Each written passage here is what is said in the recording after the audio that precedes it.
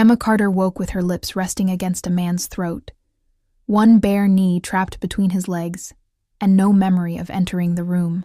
Morning sunlight spilled across black silk sheets twisted around their bodies, revealing the open collar of Lucien Moretti's shirt, the missing button beside her hand, and the faint red mark beneath his jaw.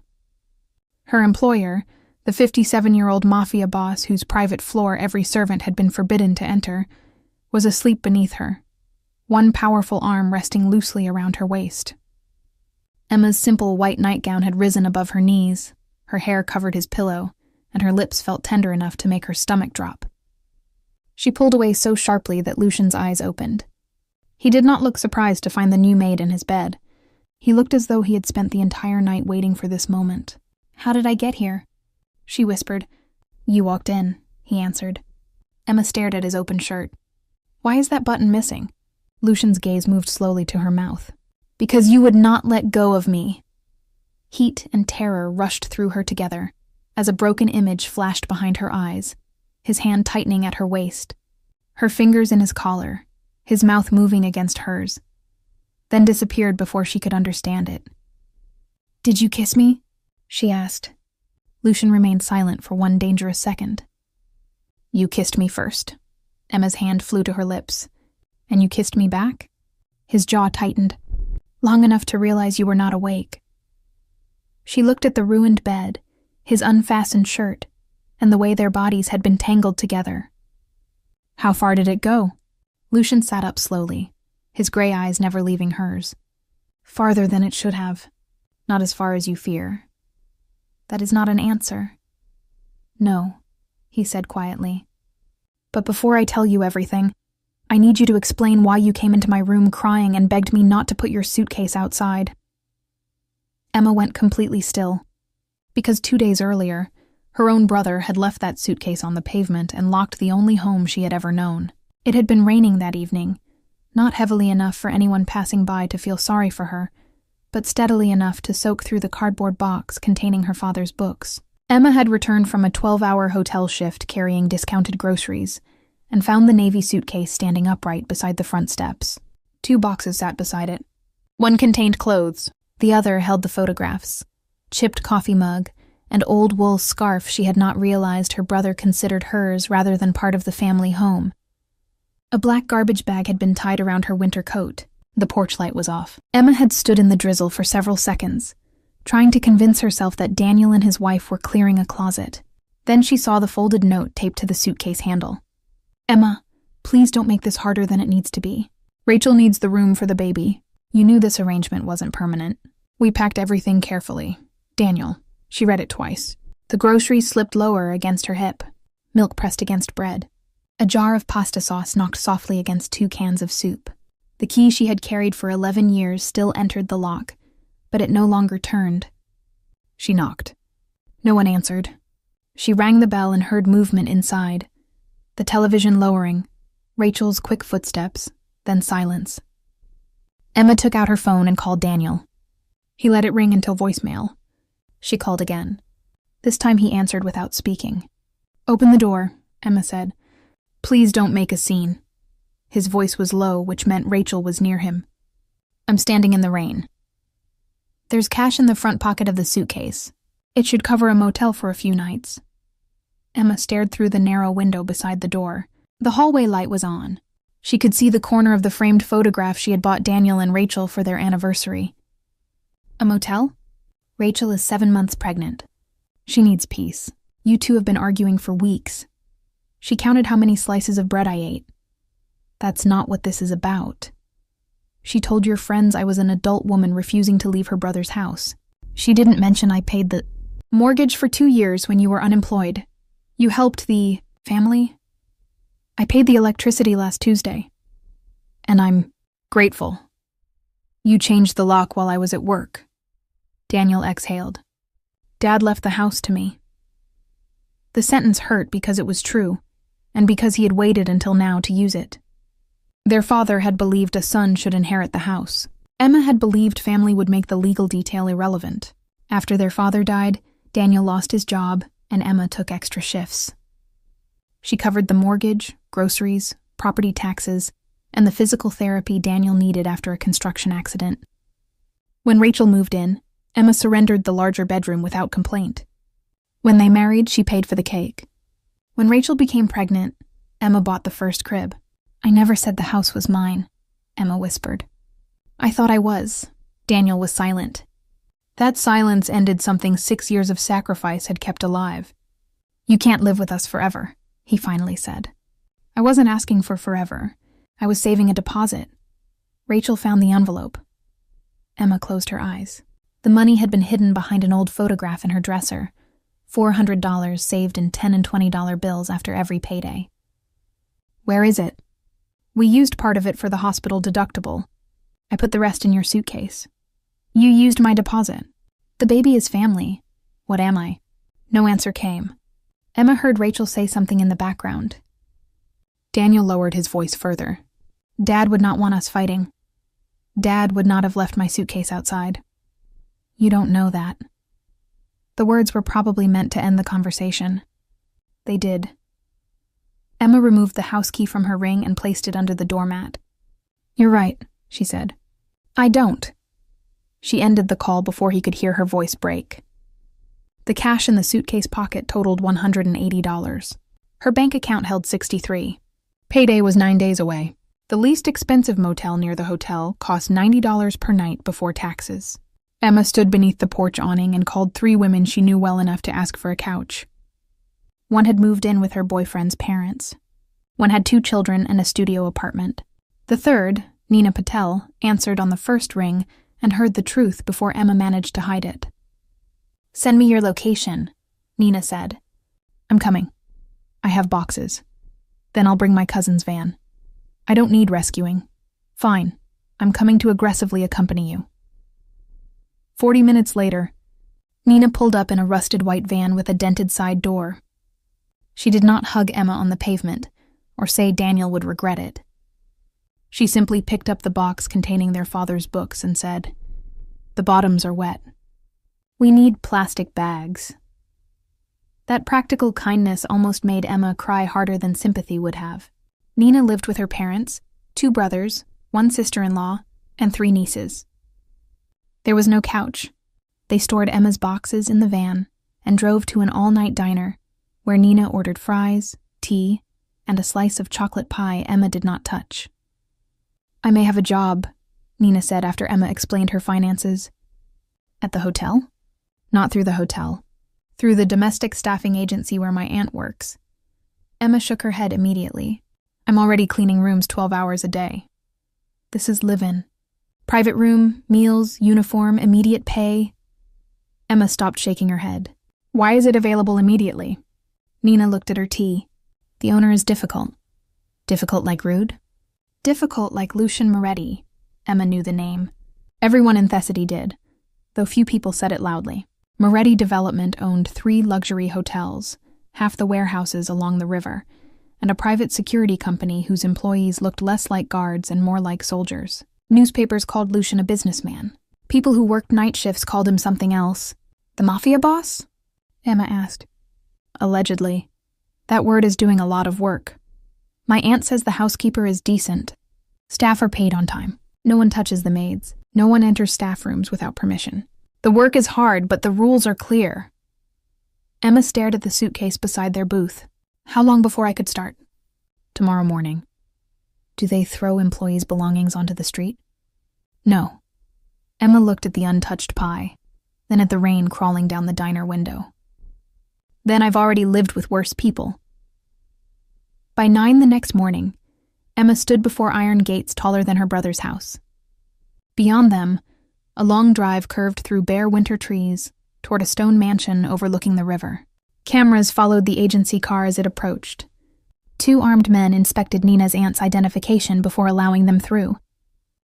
Emma kept both hands around the suitcase handle. She had not slept.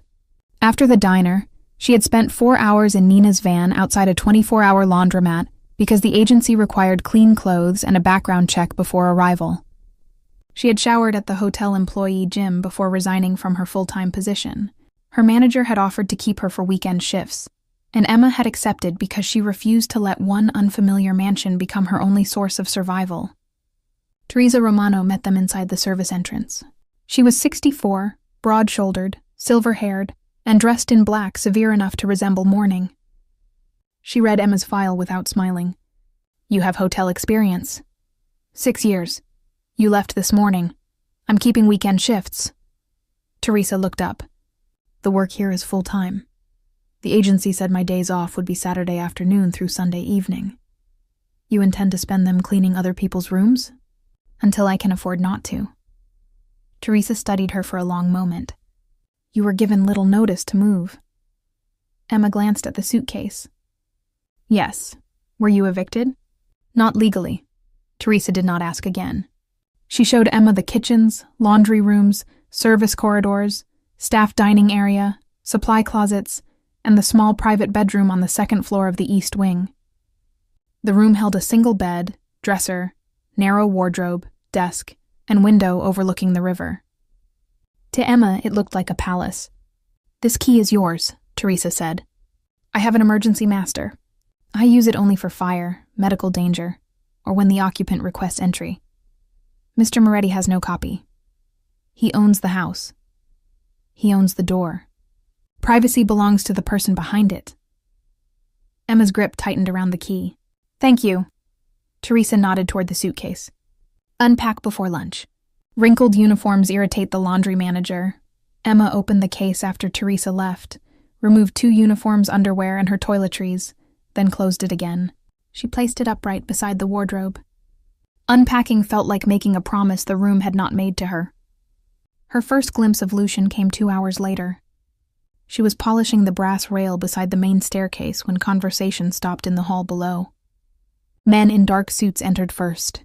Lucian came behind them, carrying no briefcase and speaking so quietly that everyone leaned toward him. He was older than the photographs Nina had shown her, but far more imposing. Silver marked his hair at the temples and threaded through the neatly trimmed stubble along his jaw. His face carried lines carved by age rather than softened by it. He wore a charcoal suit without a tie, and there was nothing hurried in the way he crossed the hall. 57 did not make him frail. It made him look like a man who had survived long enough to stop proving anything. His gaze traveled over the staircase and settled on Emma. She lowered her cloth and stepped aside. "New?" he asked Teresa. "Emma Carter, the agency replacement." Lucian looked at Emma's face, then at the suitcase-shaped bruise darkening her wrist from carrying it through the rain. "How long is the replacement expected to last?" he asked. Emma could not tell whether he was speaking to Teresa or to her. "As long as the job does," she answered. One of the men beside him glanced at her in warning. Lucian's expression did not change. That was not the question. "It is the only answer I have." His gray eyes remained on hers for 1 second longer than comfort allowed. Then he walked away. Teresa waited until the men disappeared before saying, "Most employees call him Sir." "Did I lose the room?" Emma asked. Teresa's mouth moved almost enough to become a smile. "No." Emma worked until nearly midnight. The mansion hosted a private dinner for 12 men who spoke in low voices and left armed. She carried plates, polished glasses, replaced towels, and learned which floorboards creaked. Lucian's private bedroom required evening turn-down service only when Teresa assigned it. That first night, Teresa took Emma upstairs and showed her the routine.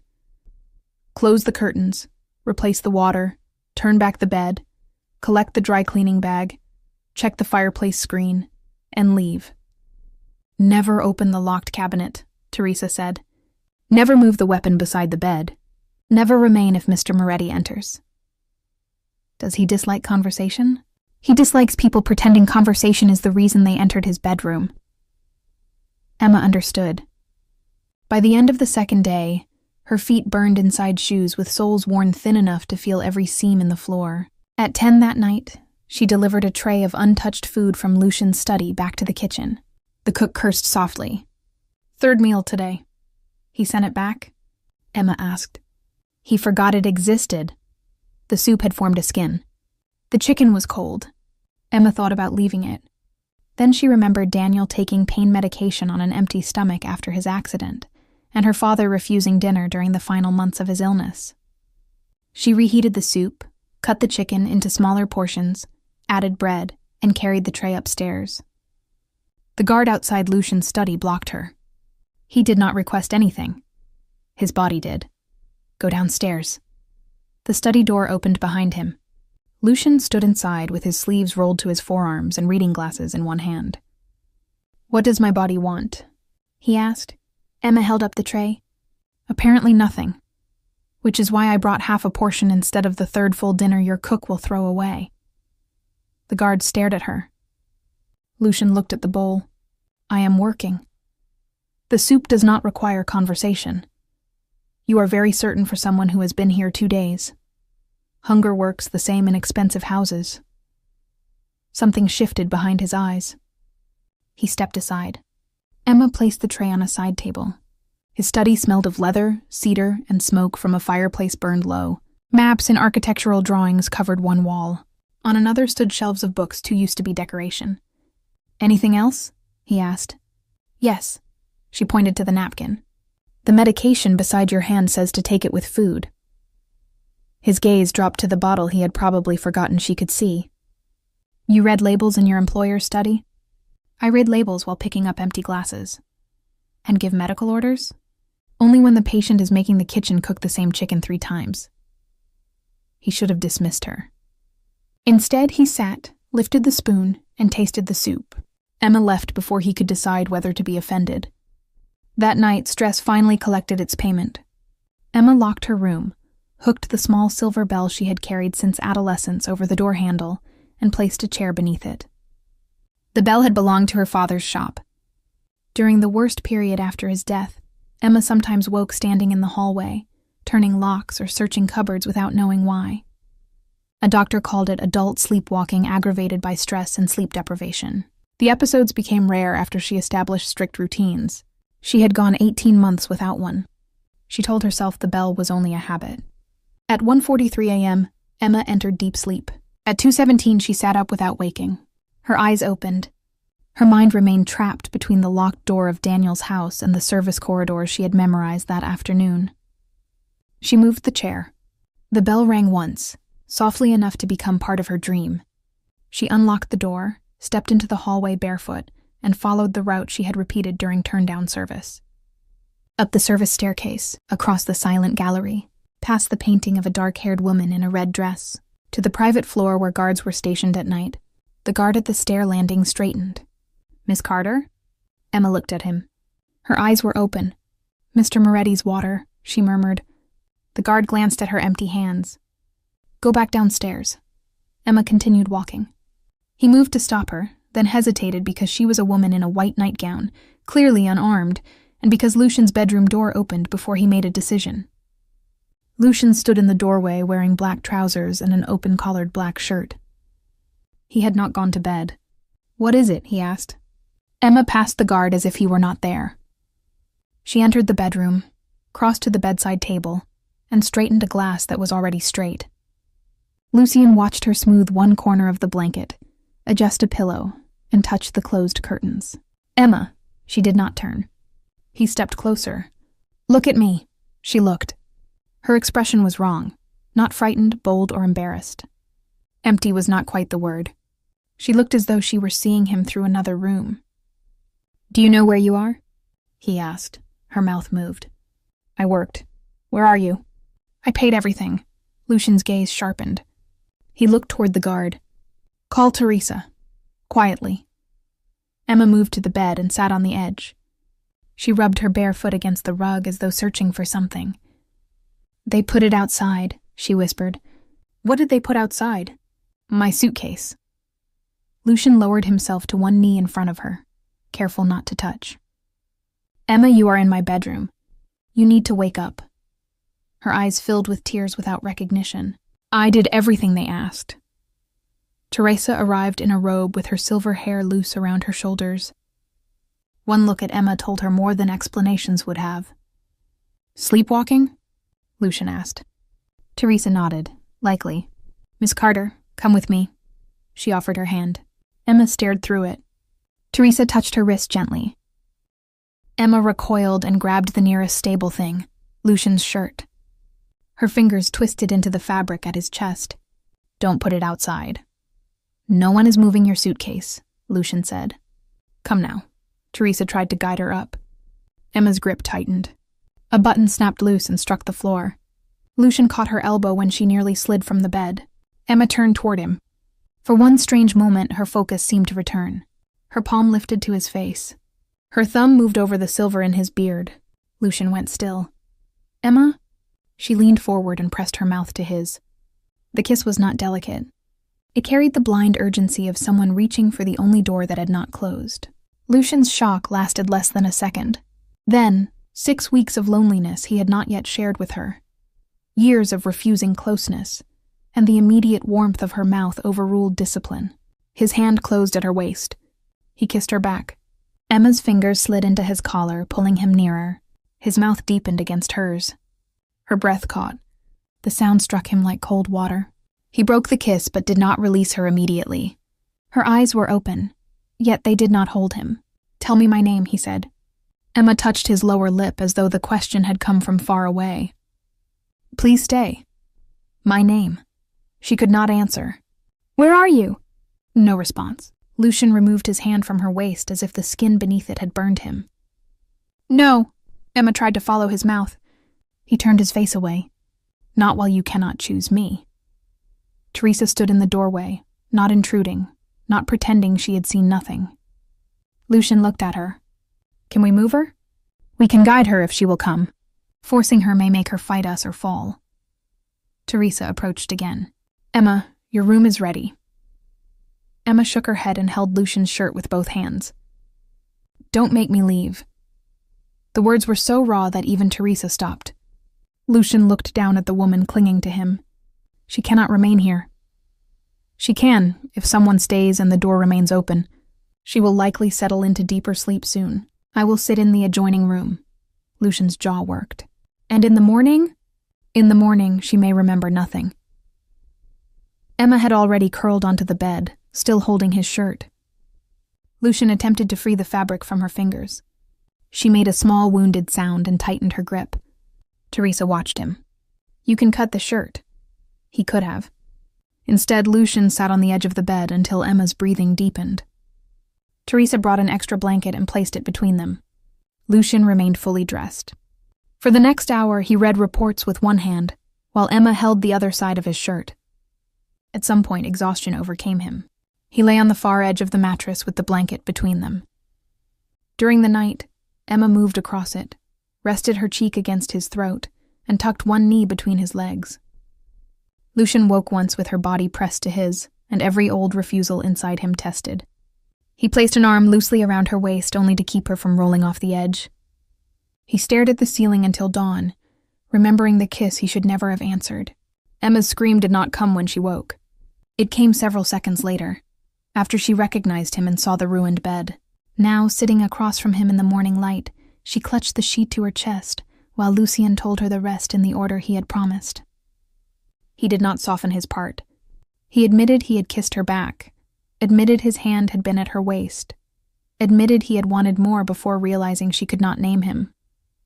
Teresa entered and confirmed every detail, including the fact that she had remained in the adjoining sitting room until 5 that morning. Emma listened with one hand pressed over her mouth. So we didn't...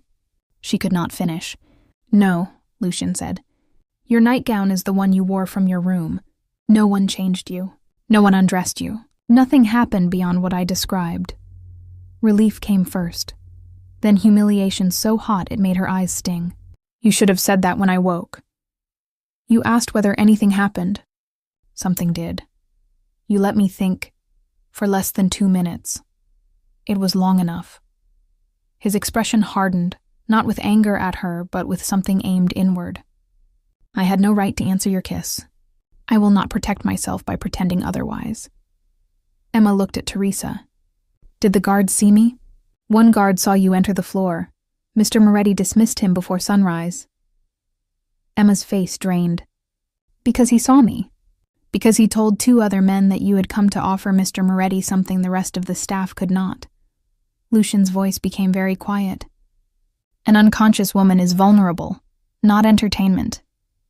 Emma looked down at the missing button lying near her knee. I need to leave. You may, Lucian said immediately. The lack of resistance startled her. Your full month salary will be paid. Teresa can arrange a transfer to another property or a hotel room for 2 weeks. A physician who specializes in parasomnias can see you today if you agree. You're not firing me? No. After I walked into your bedroom and tore your shirt? You were asleep. I kissed you. You were asleep. You kissed me back. Something dark moved through his gaze. That failure was mine, not yours. Teresa left them alone after placing a robe within Emma's reach. Lucian moved to the window and turned his back while Emma put it on. There is a fourth option, he said. You remain here. We create a written safety procedure.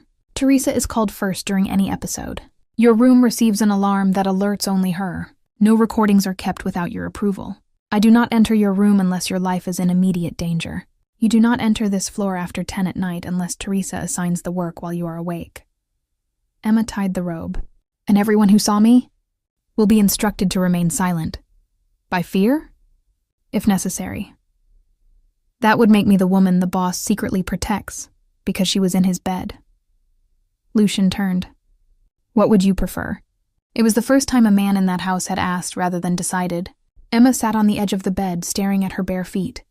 She thought of the suitcase outside Daniel's door. She thought of the key Teresa had given her, the weekend hotel shifts, and the $180 that could not buy another room. She also thought of Lucian stopping when she could not say his name.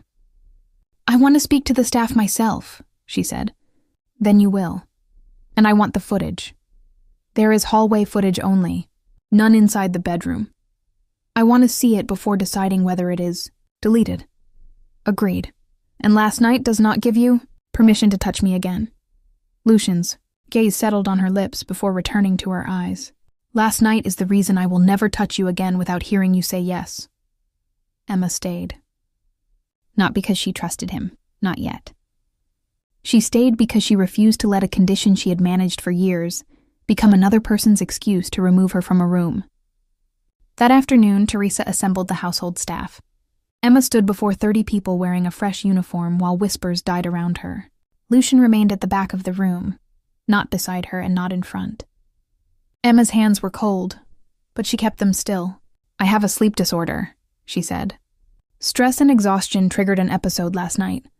I entered a private room while unconscious. I did not enter it to seduce anyone, improve my position, or entertain the staff.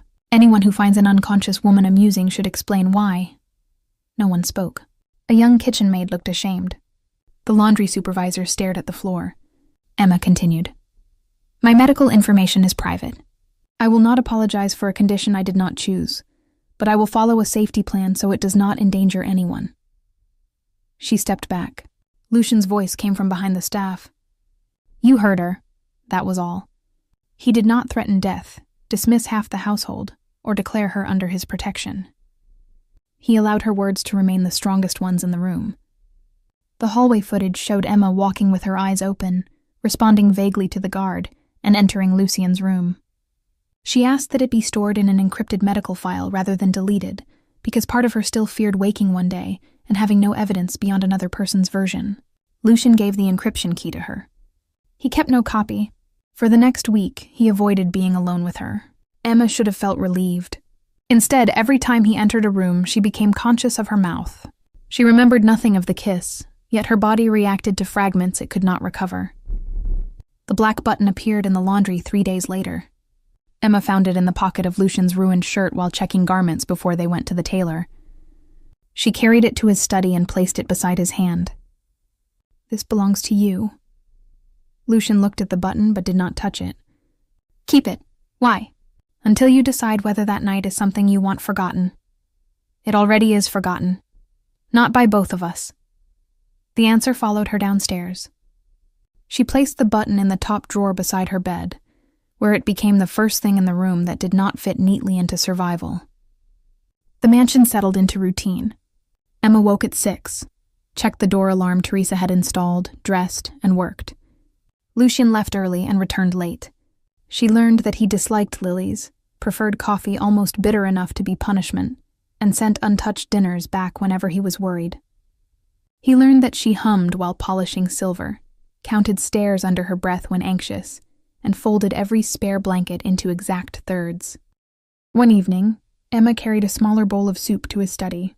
"Half a portion?" Lucian asked. "You finished it last time. You monitor my eating." The kitchen monitors returned dishes. "I am the only one willing to insult you about them." He set aside his pen. "Sit. Maids do not eat in the study." "Then argue from the chair." Emma remained standing. "I am not hungry. That is a lie." "How would you know?" "Because you gave your staff dinner to the gardener whose wife is in the hospital." Emma looked away. Lucian pushed the bread plate toward the empty chair. "Sit. Is that in order?" "It is bread," she sat. They ate in silence at first. Then Lucian asked about the hotel.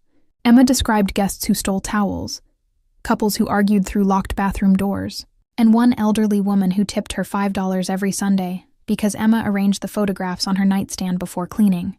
Lucian listened with an attention that made ordinary details feel dangerous. "Why keep the weekend job?" he asked. "Because this room belongs to you. Your staff room belongs to you while you are employed." "Exactly." His eyes narrowed slightly. "You expect employment to be withdrawn." "I expect everything to be withdrawable." The next morning, Teresa told Emma the lock on her staff room had been replaced. The new key had no master override except a fire mechanism requiring 2 people to activate it. Emma found Lucian near the front hall. "You changed my lock." "Yes." "Without asking?" "You asked whether the room was truly yours." "That is not the same as asking for construction.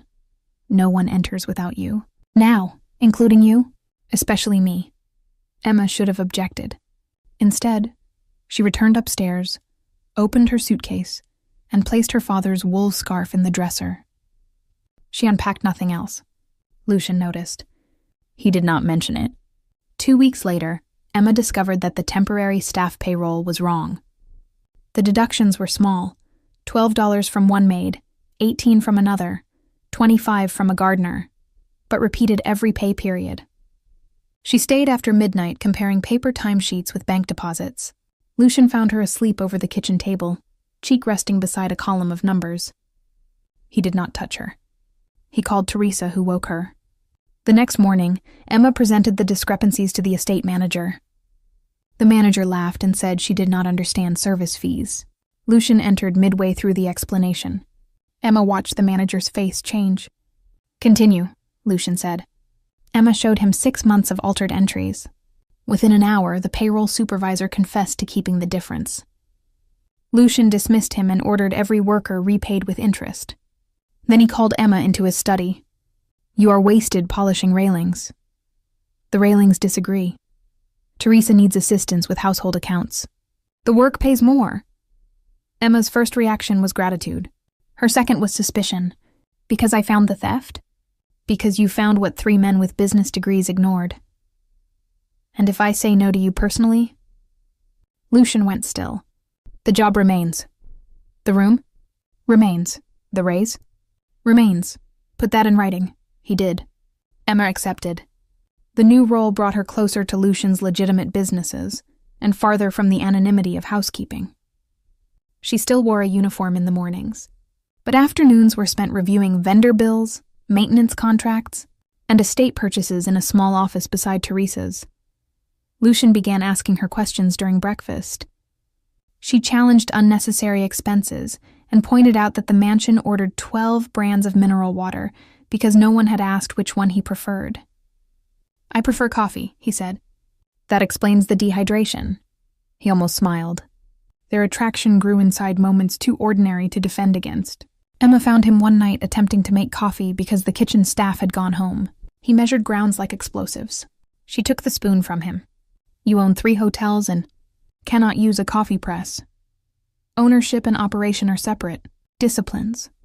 That is what incompetent men say before hiring women to fix things." He watched her hands as she pressed the grounds. "You speak differently when you forget to be afraid." Emma poured 2 cups. "You behave differently when no one is watching." "Someone is watching." His gaze held hers. She spilled neither cup, though her fingers wanted to shake. "Daniel called 3 times that week.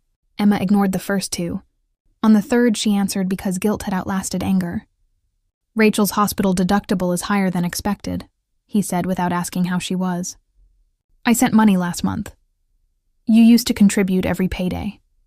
I also used to live there. The baby didn't throw you out. Emma closed her eyes. Do not use a child who has not been born to make me responsible for the adults who lock the door. Dad would be ashamed. The familiar weapon found the old wound. You don't get to speak for him only when you need my paycheck. So that's it? You have a rich employer now and family means nothing. Emma's breath caught. You put my suitcase on the pavement. Rachel needed the room. Then ask the room to pay your bill. She ended the call and made it to the linen closet before crying. Her grief was not only for the house. It was for the version of Daniel she had defended to coworkers, friends, and herself. She pressed a towel to her face so no one would hear. Outside the locked door, footsteps stopped. Emma held her breath. No knock came. A minute later, the footsteps moved away. When she opened the door, a glass of water and a clean handkerchief rested on the floor. Lucian never mentioned them. At breakfast the next morning, he discussed a plumbing invoice as though he had heard nothing.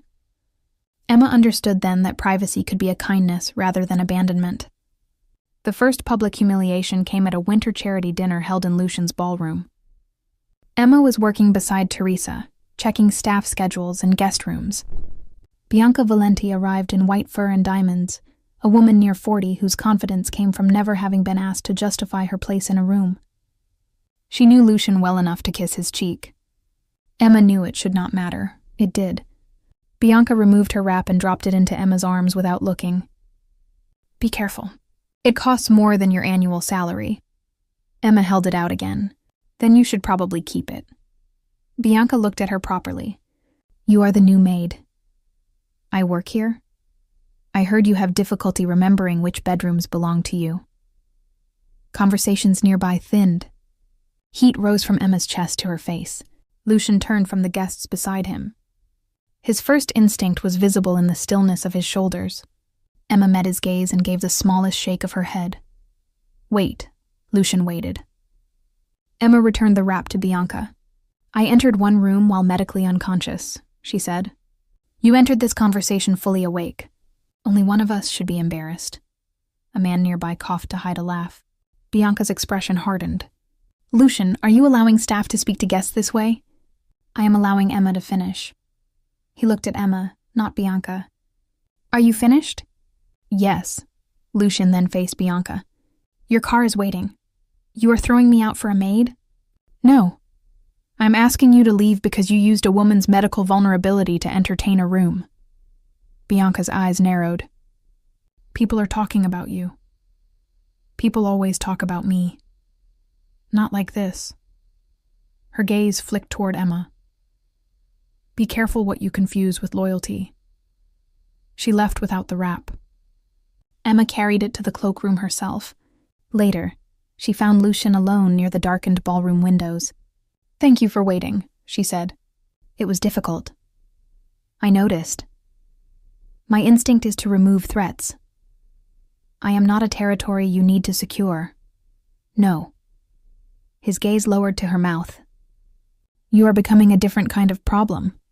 Emma's pulse stumbled. That sounds like a dismissal. It is a confession. She looked away first. The next weeks changed them in small increments. Lucian began taking dinner in the breakfast room rather than his study. Emma sometimes joined Teresa there, and conversations widened.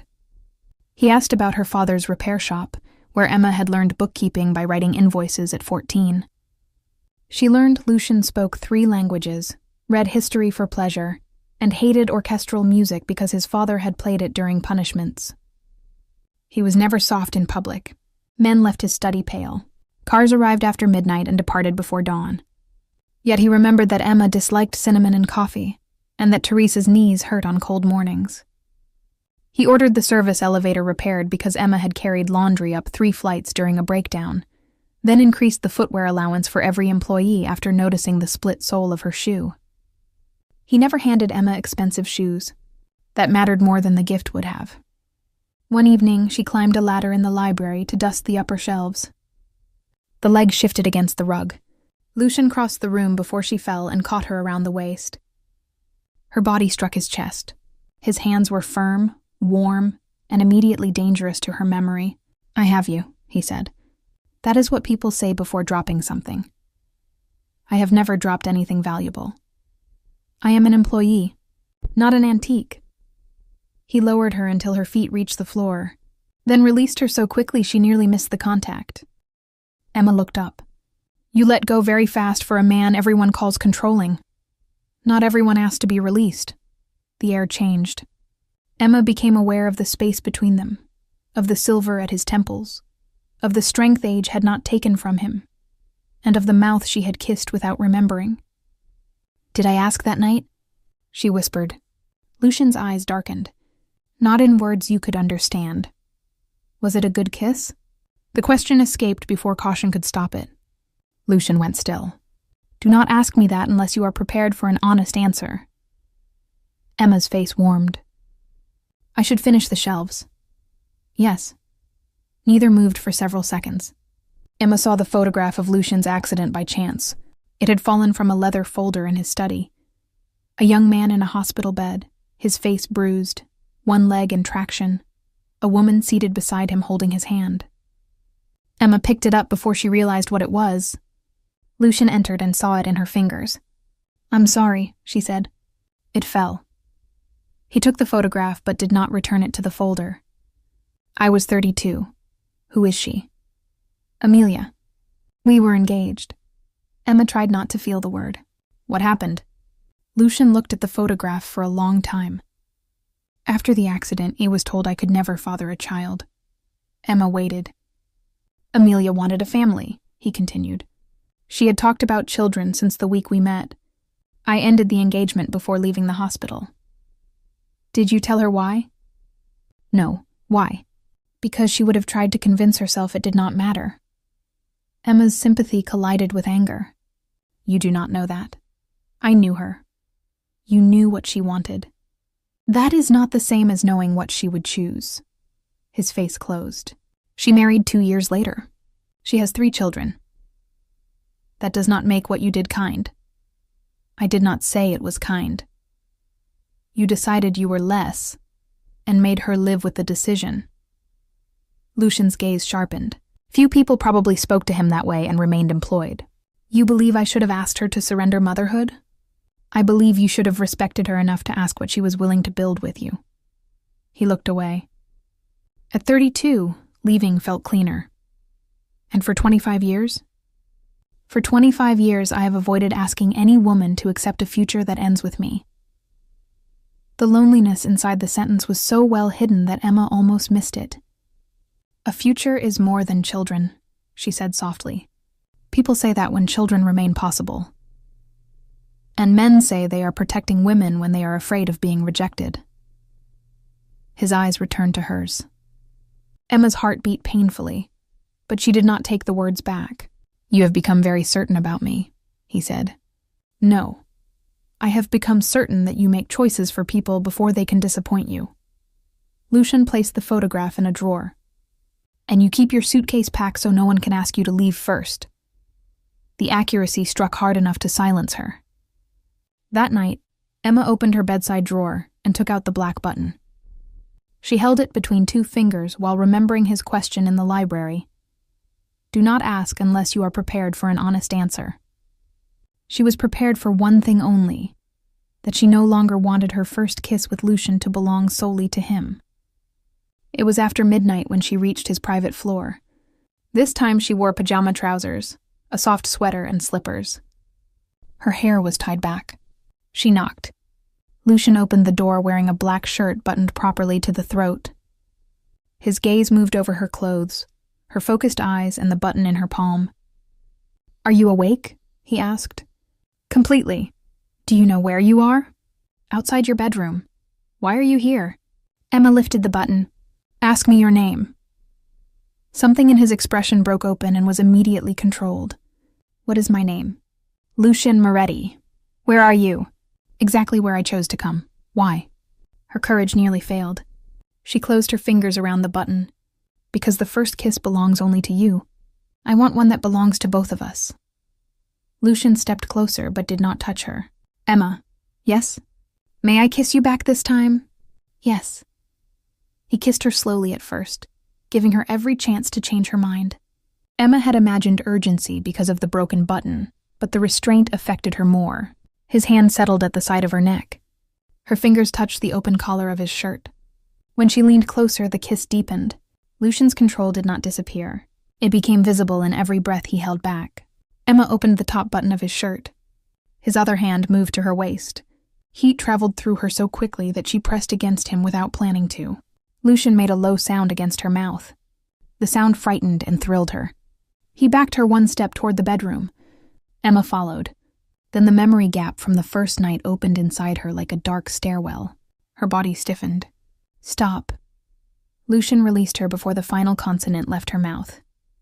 He stepped back, hands at his sides, breathing hard. No disappointment sharpened his face. No persuasion followed. Are you all right? He asked. Emma nodded, though tears had gathered unexpectedly. I thought I was. Thinking you were ready does not obligate you to remain ready. You are not angry? At what? I came here. I asked you. And then you asked me to stop. He moved farther from the doorway, giving her a clear path. Both choices belong to you. Emma returned to her room and cried for a reason she could not name. Not fear, not shame. Relief, perhaps. The unfamiliar pain of discovering a boundary could remain standing after someone reached it. The next morning, Lucian discussed vendor contracts without once glancing at her lips. That, more than the kiss, made her want him again. Desire did not disappear after the conscious kiss. It sharpened. Emma felt it when Lucian's hand hovered near her back at crowded events, but waited for permission. Lucian felt it when Emma loosened her hair after work and forgot he was in the room. A younger estate manager named Nathan praised Emma's accounting work and invited her to interview for a permanent position at one of Lucian's hotels. Lucian approved the interview, then spent dinner cutting his food with more force than necessary. Do you dislike Nathan? Emma asked. No. You are holding the knife like he insulted your mother. He is competent. How unfortunate. Lucian looked at her. Do you find him attractive? Is that an employer's question? No. Then ask it as the man who kissed me. His eyes held hers. Do you find him attractive? Emma allowed the silence to stretch. He is 34, polite, and has never frightened an entire ballroom by entering it. Those are not answers. Now you understand how I felt the morning I woke in your bed. Lucian almost laughed.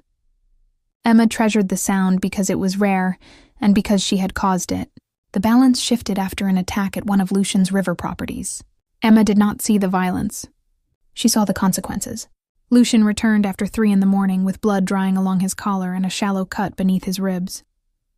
He refused the doctor waiting downstairs and walked toward his study. Emma stepped from the kitchen carrying tea. You are bleeding. Not significantly. That is what men say before staining furniture. He tried to pass. Emma blocked him. The guards looked horrified.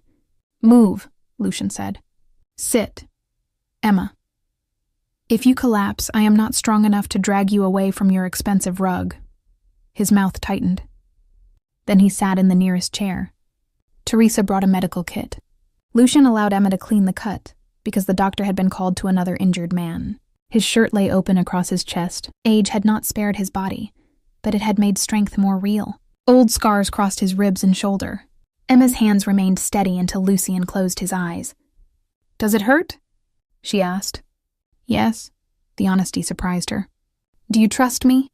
His eyes remained closed. Enough to do this. Close your eyes? Yes. The reversal moved through her. The first night she had been vulnerable without choosing it. Now the man everyone feared consciously placed his unguarded body beneath her hands. She finished the bandage. Lucian opened his eyes and found her close. You should sleep, she said. I do not sleep well. Why? People have tried to kill me in bedrooms. That is inconvenient. Your sympathy is overwhelming. I'm a maid. Emotional comfort costs extra. He smiled, then winced because the movement pulled at his injury. Emma touched his shoulder. Stay here tonight. I'll have Teresa prepare the guest room beside mine. You want me near you? I want you away from stairs. Lucian accepted the room.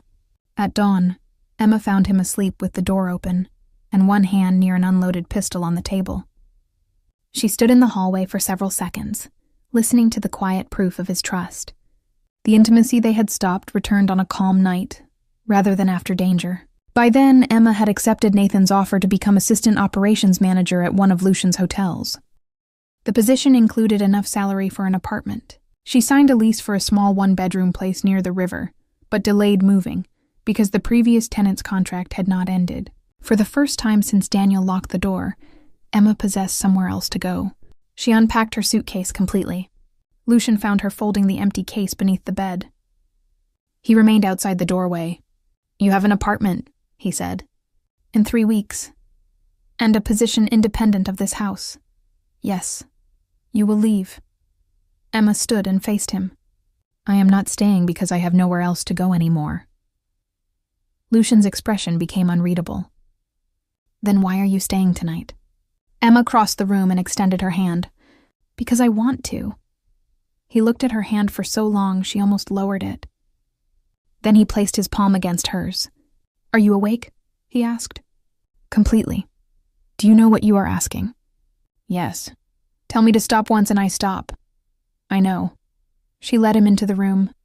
Lucian closed the door but did not lock it. He touched her face with the same hand that had once released her the moment she could not name him. This time Emma said his name before he asked. Their first kisses were slow, almost careful, but restraint had been waiting too long. Emma opened his shirt one button at a time, feeling his breath change beneath her fingers. Lucian removed her sweater only after she lifted her arms.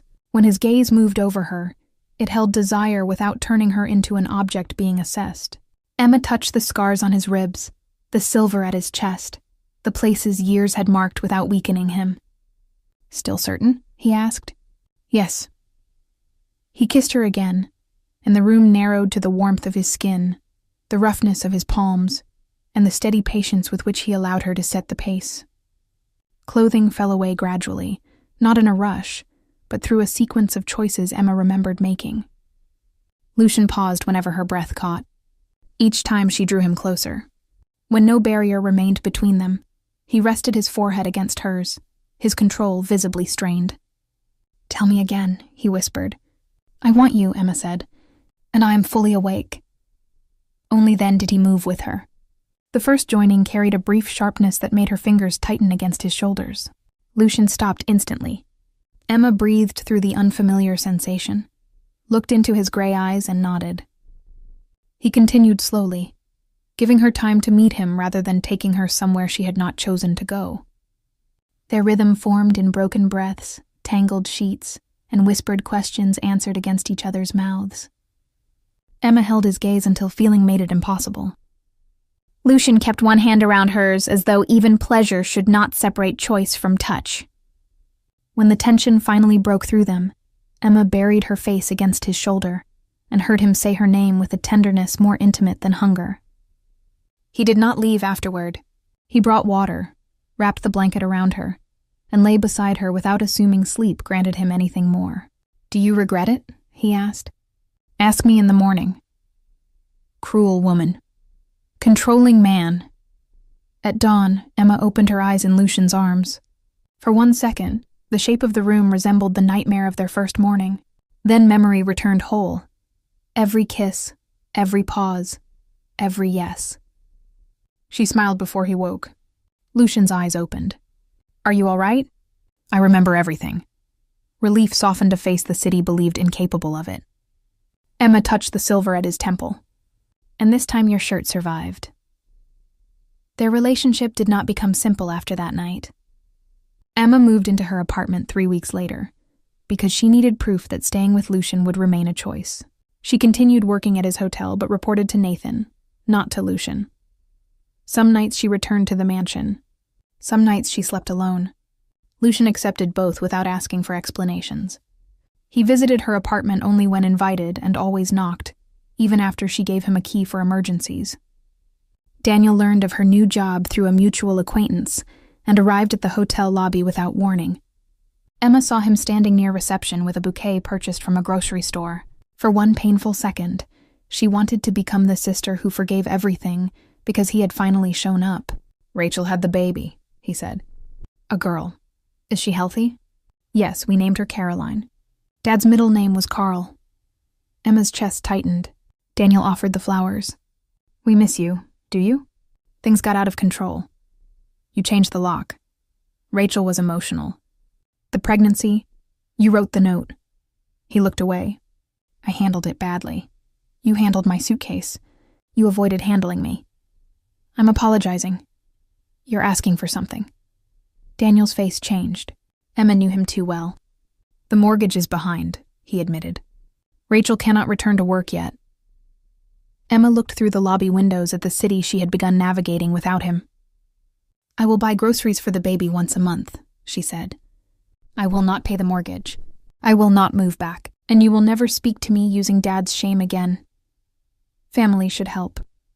I am helping the child. I am no longer financing the adults who removed me." Daniel's eyes hardened. "You think you're better than us because you sleep with a rich man." The words struck, but they no longer controlled the room. "No," Emma said. "I think I deserve a door no one locks against me." Security approached when Daniel raised his voice. Lucian was not there. Emma did not need him to be. She had Daniel escorted out herself. That evening, she told Lucian what happened. He did not offer to destroy Daniel's finances or buy the house. He asked, "Do you want me to do anything?" Emma shook her head. "Sit with me." He did. 6 weeks after their first chosen night, Emma stood in her apartment bathroom holding a pregnancy test. 2 pink lines appeared before the timer finished. She sat on the closed toilet lid because her knees would not hold her. Happiness did not arrive alone. Fear entered with it. Lucian had believed for 25 years that he could not father a child. Emma knew he trusted her, but trust tested by impossibility could behave differently. She bought 2 more tests from separate pharmacies. All 3 were positive. She placed them inside a paper bag and drove to the mansion. Lucian was in the library reviewing contracts. One look at Emma's face made him dismiss everyone. "What happened?" She put the bag on the table. "I need you to look before I lose the courage to explain." Lucian removed the tests one by one. He did not speak. The silence grew until Emma's fear filled it. "I have not been with anyone else," she said. His head lifted sharply. "I did not ask. You believe you cannot. I believe a report written 25 years ago said I could not." He came around the table. "How do you feel?" Emma stared at him. "What? Are you happy? Afraid? Angry?" "All of them." Lucian knelt in front of her, the same position he had taken the night she sleepwalked into his room. But this time she saw every movement. "Then all of them are allowed. You don't think I trapped you?" Something wounded passed over his face. "I trust you before I trust a document written by a doctor my father selected." Emma began to cry. Lucian held her only after she reached for him. The physician confirmed the pregnancy the next morning. At the first ultrasound, the room darkened and a rapid heartbeat filled the silence. Lucian's hand closed around Emma's. He stared at the small flicker on the screen. "That is ours?" he asked. And for once, his voice did not sound like the voice of a man who commanded anything. "Yes," Emma whispered. He bowed his head over their joined hands. She felt one warm drop fall against her knuckles. Lucian Moretti did not cry where anyone could see. The technician pretended to study the monitor. Emma placed her other hand over his. Hope changed him in ways violence never had. He bought 3 parenting books and hid them inside a file marked River Acquisitions. Emma found them because he left one open to a chapter on fetal development. He asked whether she had eaten, then corrected himself. "What would you like to eat?" He began attending medical appointments with a notebook, alarming nurses by writing down every instruction. At night, he rested his palm over Emma's still flat stomach and spoke to the baby only when he believed she was asleep. "Your mother argues professionally," he murmured once. "You will lose." Emma kept her eyes closed and smiled. Happiness made both of them vulnerable enough to become foolish. Lucian had a small room near his bedroom cleared without telling her. Emma discovered paint samples and a folded cream blanket in a drawer. "You are building a nursery at 9 weeks?" She asked. "I am preparing." "You are panicking with furniture." "Furniture obeys measurements." Babies do not. That is troubling. At 11 weeks, Emma woke at 3:12 a.m. with a dull cramp low in her abdomen. She went to the bathroom and saw blood. For several seconds, her mind refused the meaning. Then she called Lucian's name. He reached her before she could stand. The drive to the hospital blurred into streetlights, his hand around hers, and the pressure of towels Teresa had brought. Emma kept saying, "I didn't do anything." Lucian answered every time, "I know." The doctor performed tests, asked questions, and finally turned the monitor slightly away. There was no heartbeat. The words used were gentle and clinical. Pregnancy loss. Nothing Emma had done had caused it. Sleepwalking had not caused it. Work had not caused it. Intimacy had not caused it. Most early miscarriages happened because a pregnancy could not continue developing normally. Knowing did not reduce the emptiness. Emma stared at the ceiling while tears slid into her hair. Lucian sat beside her, one hand around hers and the other pressed against his mouth. He did not tell her they could try again. He did not say everything happened for a reason. He remained inside the loss with her. At the mansion, Emma slept for 2 days. When she woke, Lucian was not beside her. She found him on the floor of the unfinished nursery with the first ultrasound picture in his hand. The cream blanket lay beside him. He looked older than 57, not weaker, stripped of every defense that age and power had built. Emma sat on the floor without speaking. "For 25 years, he said, staring at the picture, "I believed I could never be a father." His voice fractured. "For 11 weeks, I was one. No one told me how to stop being one." Emma's own grief opened again. She leaned against the wall beside him. "You don't stop. There is no child. There was." Lucian closed his eyes. "I had already imagined teaching them to swim. I imagined complaining when you bought them a horse. I did not buy a horse. You looked at land suitable for one." He gave a broken laugh that became a sob. Emma took his hand. "We loved someone who was here for 11 weeks. We carry that differently now." They sat on the floor until morning. Grief did not pull them apart immediately. Fear did. Lucian began by canceling Emma's hotel shifts for 1 week without asking. She accepted because she was physically exhausted. Then guards appeared outside her apartment. Her medical appointments were scheduled before she confirmed availability. Teresa informed her that Lucian had ordered the staff room near his bedroom prepared, because he did not want Emma sleeping alone. Emma confronted him in the study. "Remove the guards." "No, that was not a request. You woke bleeding and drove through the city. You drove. You could have been alone. I have been alone before. Not again." Emma stared at him. "That is not your decision. Your doctor said stress must be reduced. My doctor said I should rest. She did not say you should redesign my life." Lucian stood. "I will not lose you too." The words carried grief, but they also closed around her. "I am not the baby," Emma said softly. "I know. Then stop treating my body like the last thing you can control." He tried. For 3 days, he asked before changing plans. On the 4th, Emma returned to her apartment and found her suitcase, clothes, and personal papers gone. A guard informed her they had been moved to the mansion for her safety after someone attempted to access her medical records. Emma drove to the estate so angry she shook. Her belongings had been placed in a suite in the private wing. The door locked from the inside, but 2 guards stood outside. Lucian was waiting. "Someone bribed a hospital clerk," he said. "Your records are being targeted. So you moved me without permission.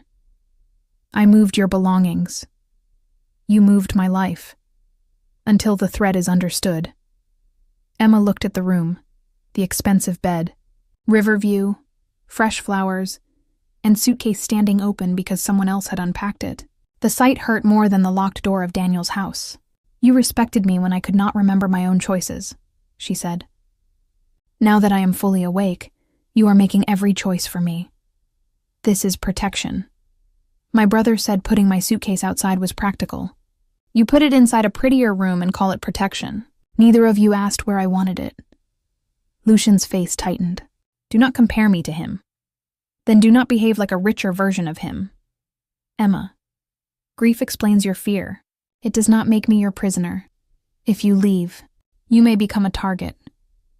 Then give me the information and let me decide what risk I accept. I cannot. You mean you will not?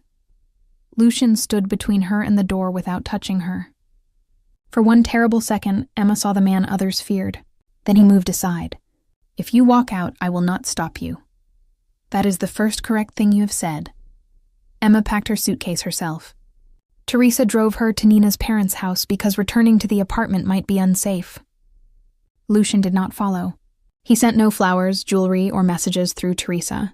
The next morning, Emma received an envelope containing the key to her apartment, a full report about the attempted medical record theft, and a signed document transferring control of every security measure around her to her. At the bottom, Lucian had written one sentence. I protected your unconscious choice and violated your conscious one. I knew the difference. Emma did not answer. The investigation into her medical records uncovered something older. The hospital clerk had been bribed by a company connected to Lucian's half-brother Damien. When Lucian's physician compared the recent pregnancy records with the fertility report issued after his accident, dates and laboratory numbers did not match. The original sample identification belonged to another patient. A surgical note claiming permanent damage had been added 3 days after Lucian left the hospital. The doctor who signed it had received a large payment from a trust controlled by Damien's mother. The reason was buried in Lucian's father's will. Controlling ownership of several legitimate companies would eventually pass to Lucian's biological child. If Lucien died without one, Damien's branch inherited the shares. Damien had stolen 25 years, one broken engagement, and every family Lucian had refused to imagine. The discovery did not repair the miscarriage. It made the grief angrier. Damien responded by leaking the hallway footage from Emma's sleepwalking night, cropped, to show her entering Lucian's bedroom in a nightgown. A second clip showed her leaving in the morning with disordered hair. Anonymous accounts called her the sleepwalking maid who seduced an aging billionaire. Her pregnancy and miscarriage records appeared online hours later. Commentators claimed she had invented the pregnancy, used it to secure money, or lost Lucian's heir through carelessness. Reporters gathered outside Nina's parents' house and the hotel. Lucian's security team offered to move her. Emma refused, until they agreed she would choose the location and terms. She decided to speak publicly. Lucian asked where she wanted him. Behind me, she said. Where I can see you if I turn around, but not where people will think you are giving me permission to speak. At the press conference, Emma stood alone at the microphone. Her knees trembled beneath the plain navy dress she had bought with her own salary. Lucian remained several feet behind her, silent. Emma described her sleep disorder, the safeguards she used, and the fact that she had entered Lucian's room without conscious awareness. She admitted the kiss had occurred, and that Lucian had stopped when she could not identify him or the room. She did not describe their later private relationship. My unconscious vulnerability was stolen from a security system and sold as entertainment, she said. My pregnancy loss was stolen from a hospital and turned into accusation. I will not argue with strangers about whether my grief was respectable enough. I will say this. No woman should have to prove she did not deserve humiliation because she was asleep, pregnant, grieving, poor, employed, or in love with a powerful man. A reporter shouted, "Are you still Lucian Moretti's mistress?" Emma looked directly at him. I am Emma Carter. That is the name relevant to my statement. Lucian released evidence of the bribery only after Emma finished. He did not call her his woman, his responsibility, or someone under his protection. He confirmed that she had worked for him, that their later relationship had been consensual, and that she owed him nothing. Damien's conspiracy reached the courts. The bribed physician agreed to testify. Financial crimes surfaced around Damien's companies. Lucian dismantled his half-brother's influence through evidence, frozen assets, and arrests, rather than a long war Emma never wanted to witness. The more difficult work happened privately. Lucian began grief counseling. He delegated business decisions to people he had spent decades refusing to trust. He removed the guards from Emma's building when she asked, and provided security information without controlling how she used it. He restored her hotel position publicly, then removed himself from her reporting structure. He paid none of her rent. He purchased no apartment. He did not use Daniel, Teresa, or Nina to persuade her to return. Months passed. Emma moved into another apartment after the leaked address became unusable. She bought second-hand furniture, hung her father's scarf beside the door, and placed the navy suitcase in the storage closet. She continued therapy for sleepwalking and grief. The episodes did not vanish magically, but they became manageable. She installed an alarm she controlled and gave the emergency code to Nina. Daniel sent a letter apologizing without asking for money. Emma read it twice and placed it in a drawer. She sent birthday gifts to Caroline and met the baby in a park, but she did not return to the house. Boundaries did not erase love.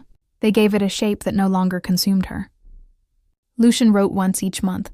The messages were brief and contained no pressure. I attended the appointment. I moved the gun from the bedroom. I slept 4 hours. I wanted to call you and did not, because missing you is not permission. Emma saved every message and answered none until the 6th month. Then she wrote, I am glad you are sleeping.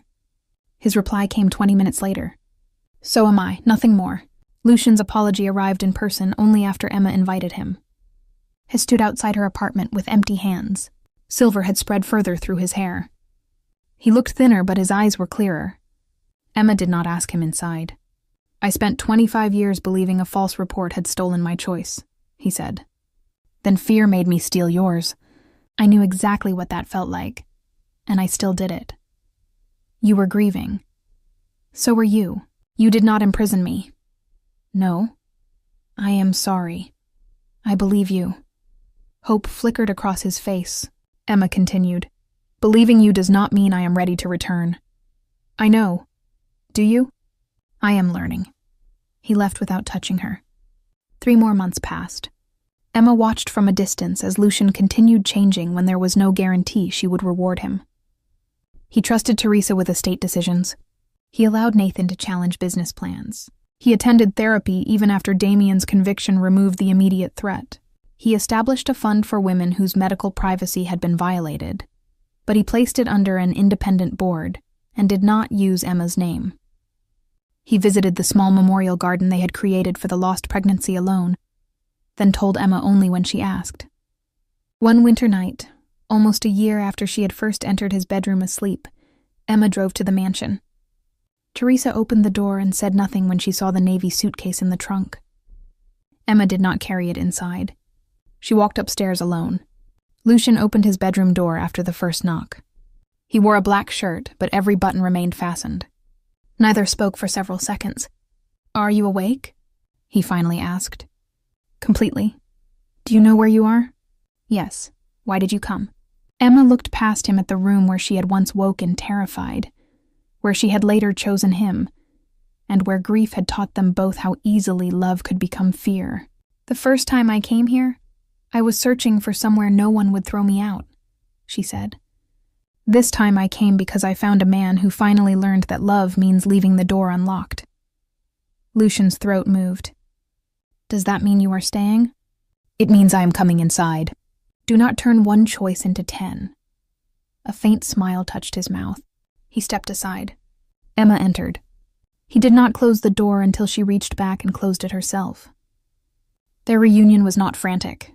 It carried the weight of months spent learning that desire could survive distance without becoming ownership. Lucian kissed her only after she nodded.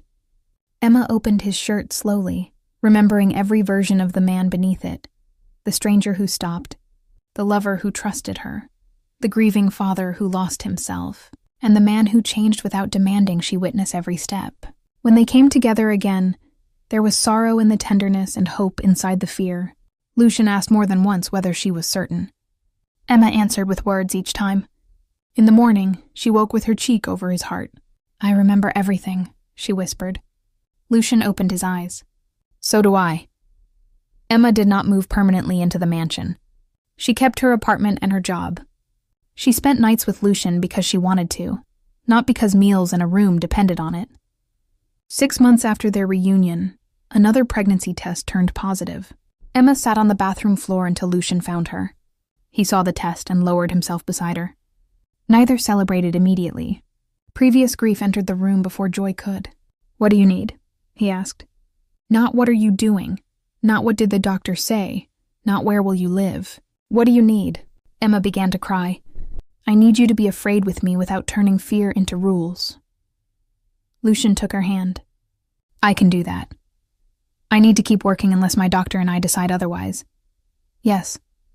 I need no nursery until I ask. His eyes filled, but he nodded. Yes.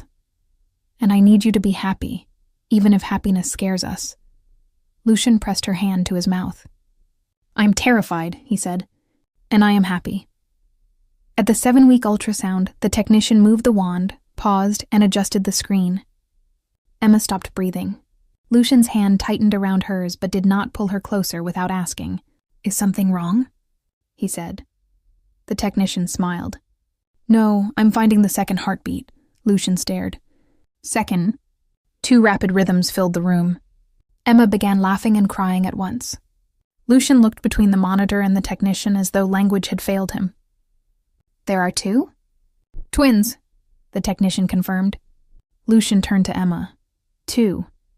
Apparently neither of them wanted to arrive alone. The pregnancy unfolded in careful weeks rather than one long miracle. Every appointment carried dread until 2 heartbeats filled the room. Emma continued working, reduced her hours when exhaustion demanded it, and refused to become a fragile object inside Lucian's fear. He learned to ask, would help feel helpful today? Instead of issuing instructions. Sometimes Emma said yes, sometimes no. He survived both answers. At 20 weeks, they learned one baby was a girl and the other a boy. Lucian sat in the parked car afterward with both hands on the steering wheel. You are quiet, Emma said. I once believed the best thing I could do for a woman was prevent her from building a family with me.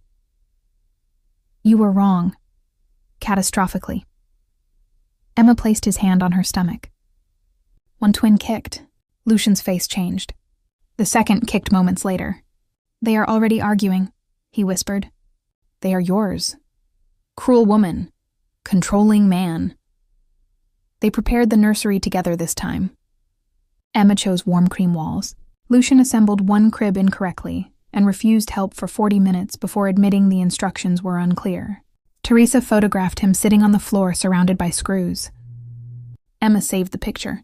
They placed the cream blanket from the first pregnancy inside a small memory box, rather than giving it to either twin. Their lost child did not disappear because new children were coming. Love made room rather than replacing. Labor began during a thunderstorm. Lucian drove too quickly until Emma threatened to deliver in the car if he did not slow down. At the hospital, the feared man who had once remained calm while bleeding nearly argued with a vending machine because it would not return his money. Emma labored for 14 hours. Lucian stayed beside her, wiped her face, held her through contractions, and never told her to be strong. You can hate this, he whispered when she cried. You can hate every second and still want them. Their daughter, Lucia, arrived first, red-faced and furious. Their son, Gabriel, followed 9 minutes later, quieter but equally determined to grip Lucian's finger. When the nurse placed Lucia in Lucian's arms, he stared down at her as if the entire world had become too small to contain what he felt. She is real, he said. Emma, exhausted and laughing through tears, answered, Both of them are.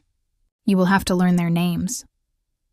Lucian bent over Emma and pressed his forehead to hers. Thank you sounded inadequate, so he did not say it. I love you, he said instead. I know. You could say it back. I just delivered 2 children. Do not become demanding now. He laughed while crying. The first months were not a perfect painting. Lucia screamed every evening at 7. Gabriel refused bottles from anyone except Lucian, then fell asleep halfway through feeding. Emma's sleepwalking returned briefly during severe exhaustion, but the safety plan belonged to her. One night, Lucian found her standing in the nursery doorway with her eyes open and unfocused. He did not touch her immediately. He spoke her name, asked where she was, and called Teresa as agreed. Emma woke in her own bed the next morning with Lucian sitting in a chair nearby, not lying beside her. What happened? She asked. He told her everything without dramatizing or hiding it. Did I do anything embarrassing? You tried to fold Gabriel's blanket while he was still wearing it. Emma covered her face. He objected loudly. I assume the entire house knows. Only Teresa, me, and a very judgmental infant. She smiled. The condition no longer meant losing her room, job, dignity, or choices. It meant a plan, honesty, and people who knew the difference between protection and possession. 3 years later, Emma returned from the hotel one evening and found Lucian asleep in the nursery chair with both children sprawled across him. Lucia's curls covered his shoulder. Gabriel's cheek rested against his chest. A picture book lay open on the floor. Silver now dominated Lucian's hair, but fatherhood had softened nothing about his strength. It had simply given that strength somewhere gentle to go. Emma leaned against the doorway. Lucia opened one eye. "Mama," she whispered. "Papa fell asleep first." A historic event. Lucian opened his eyes. "I was ambushed," Gabriel yawned. Again story. "Your father has read the same story 4 times, Emma said. 5, Lucian corrected. "They are unreasonable negotiators." Emma crossed the room and kissed his forehead. Her wedding ring caught the lamplight. They had married in a small ceremony after the twins' first birthday, not because scandal, debt, pregnancy, or survival required it.